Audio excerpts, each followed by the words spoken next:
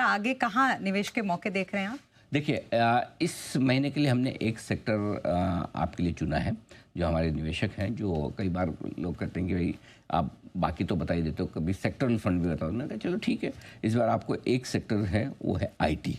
Tariff war की वजह से आईटी शेयरों की पिटाई हुई थी, लेकिन एक के बाद अब टेरिफ पर डील्स होने शुरू हो चुकी है। ब्रिटेन की हो गई, चाइना के साथ बात चल रही है, हमारी भी हो जाएगी। तो अमेरिका के जो मंदी में जाने का डर था, 2 महीने पहले रिसेशन का डर लग रहा था सबको, अब वो निकल गया। तो ऐसे में भारतीय आईटी कंपनियां जो अमेरिका में कारोबार करती हैं, उनके कारोबार पर ज़्यादा असर पड़ेगा नहीं। तिमाही नतीजे भी आईटी कंपनियों के ठीक रहे, गाइडेंस कोई खास खराब किसी का है नहीं। डिविडेंड यील्ड बहुत बढ़िया है आईटी शेयरों का, अभी भी 4-4.5% के आसपास डिविडेंड यील्ड है। 6% के आसपास डिविडेंड यील्ड आती तो बड़े आकर्षक हो जाते हैं, बड़ा पैसा कमा रहे हैं।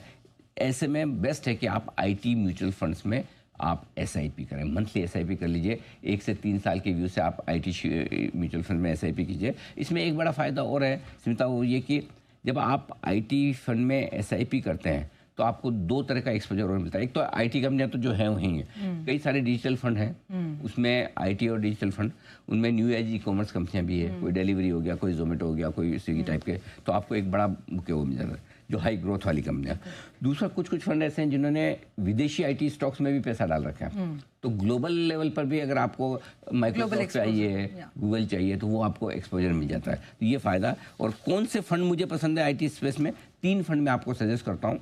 आप चाहे तो तीनों में एसआईपी करें, या आप अपनी पसंद से चुन लें।